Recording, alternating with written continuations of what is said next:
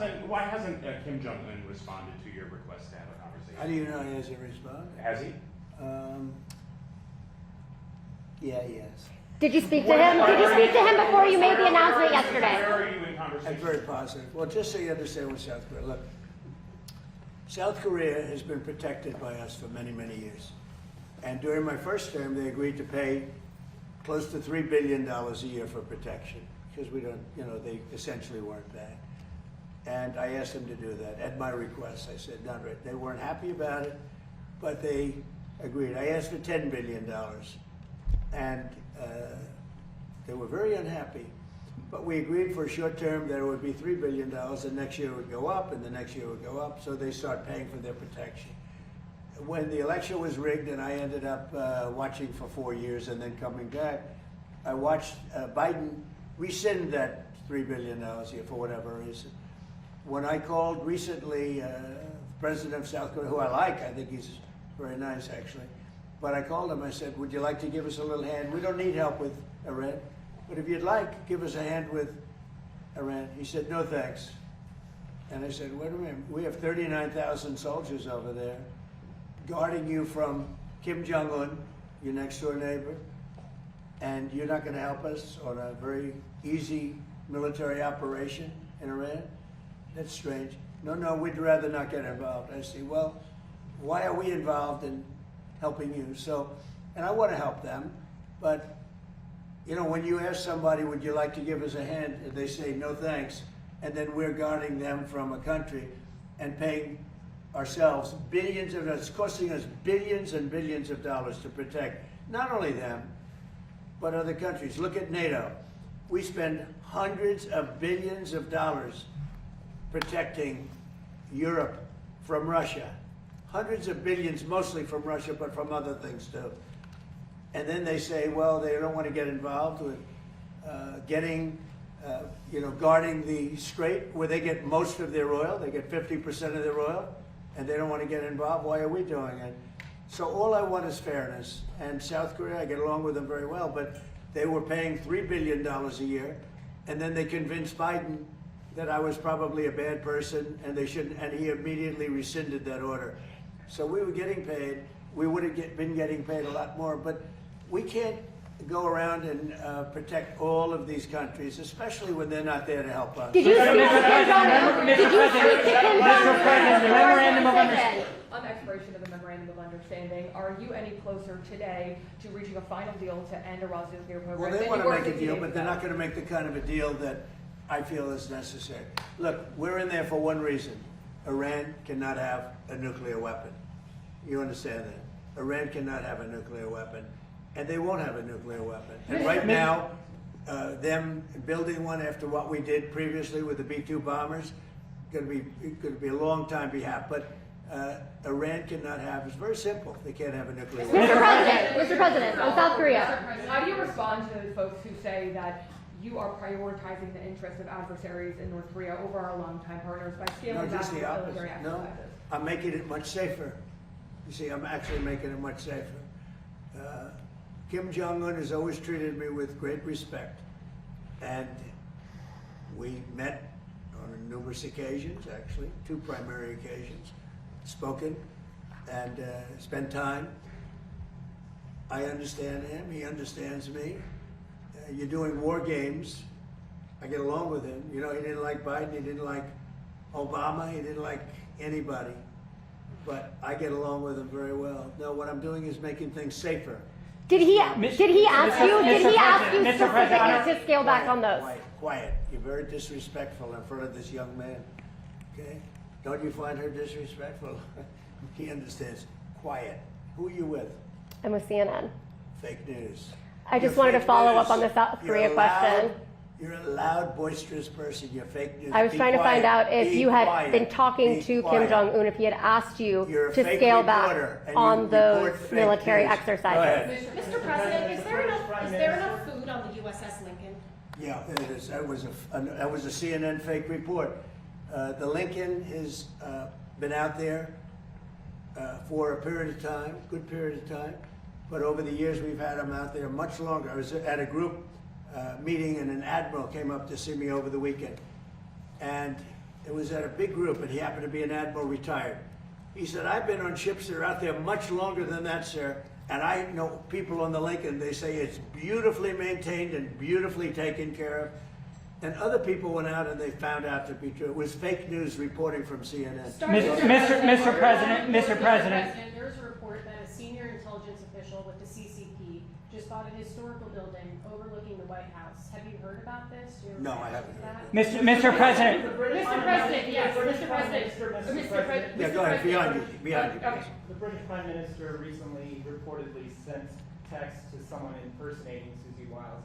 Are you concerned about his judgment or the state of communications between the two countries? No, but who happened? What happened? They sent text? Apparently the Prime Minister sent text to somebody impersonating Susie Wiles. And it was No, I'm sure that he had a miscommunication. Mr. President. He's the Prime Minister. Mr. President. You know, I spoke to him. We had a good conversation. A couple of them. We had a good conversation. One of the things he is going to do, I think he's going to open up the North Sea. That'll make UK pretty rich, I'll tell you.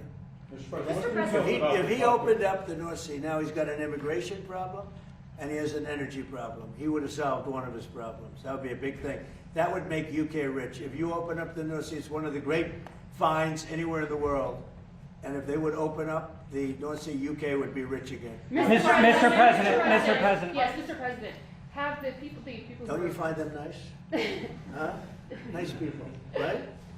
Look at him. He's saying, We're not he's all saying, where do sharks. people like this come from? We're not all Your sharks. son is saying, where do people like this come from? Go ahead. The people who are opposing, Especially her. the people who are opposing the ballroom and challenging it, have they offered any sort of solution or sort of compromise, or do they just say there should be a hole there? What is The people that are opposing the ballroom are people that, in my opinion, are very disloyal to our country, very, very disloyal to our country. And I think we're doing very well. We're way ahead of schedule. We're under budget. It's going to be the most beautiful ballroom of its kind. You know, when I was in China, we went to the Great Hall of China. It was this big, beautiful building. And we don't have anything like that. And we have to have that. It's very important. But we also are getting tremendous military protection, drone protection. The building is drone-proof. It's missile-proof as much as something can be missile-proof. It's totally bulletproof. Any bullet, nothing can go through the windows. We have, you know, all top-of-the-line stuff. It's very safe. And you know, the one thing, it's not for me, because I'm going to be here a very short period of time when it's finished. If it finishes right on time, on budget, on time, I'll be there for 4, 5, 6 months. This is for future presidents. This isn't for me. This is for future presidents. And it's a gift. We're making a gift to our country, spending hundreds of millions of dollars to build a ballroom. And it's a gift from great patriots of this country. From, as an example, I mean, I'll give you names. I released some of the names. In fact, I wanted to put them out today, but we got a little busy. And this was, frankly, being with this group of people was very important to me. But we'll be putting them out, some of the people that contributed. But this is a gift to the United States of America. No taxpayer money is necessary. And you can have the finest ballroom anywhere in the world. It's not something I wanted to do, but it's something that's needed. And again, I'm not going to get to use it very much, because by the time it's completed, I'll have 4 or 5 months left, 3 months, who knows. But we're ahead of schedule. It's going to be the best of it in the world, of its kind in the world. There'll be nothing like it in the world. It fits beautifully with the White House. It's gotten fantastic reviews, architectural reviews. People think it's incredible. And when you see it, you'll say, wow, that's really something. And that's what the United States is all about. We have to have that. But in addition to the ballroom, we're building a great military complex. The people that started the lawsuit, the head person, I believe, was fired. And she was fired from another event just before that. And she's the one that started. It's a National Trust, but the National Trust for Historic Preservation. Now, they say it's a United States. They use the word United States, but it's not related to the United States. In fact, the United States doesn't even contribute to it. It has nothing to do with it. It stopped contributing when they realized there were nothing but troublemakers. Years ago, it stopped contributing. So this isn't like an official United States Bureau or United States agency. They stopped contributing to the National Trust. And it's called the National Trust. It has this great name, National Trust for historic preservation. They're a bunch of troublemakers that the United States, many years ago, long before me, stopped contributing to. The woman that started it was fired. She's no longer there. So this is the remnants of it. And the bottom line is they're trying to stop something, and they won't be successful, but they're trying to stop something that's almost completed. When they brought a suit, why didn't they bring the suit a year before? Why did they bring the suit in the middle of construction when $400 million almost is spent on its construction? Why wouldn't they have started the suit a year early? Everybody knew it was going to be. It was no secret. Everybody knew that it was taking place. So they should have done that. But the National Trust is very disloyal to the country because they reveal things. You know, I said the problem with the suit, I told them this, is that we have many military things in this ballroom. And ideally, they shouldn't be revealed. But now they are revealed, so the world knows about it. That's okay. They shouldn't have done it. They're very disloyal. But I think we're doing really well. We're way ahead of schedule. And many presidents are going to use it for many years to come. The country will have one of the greatest gifts it's ever received. Mr. President, on the ballroom. Last week you said that you would soon declare the Strait of Hormuz to be a territory of the United States. Could you elaborate? Well, I just think it's a great idea. Yeah, I mean, we control it. We control it with the blockade.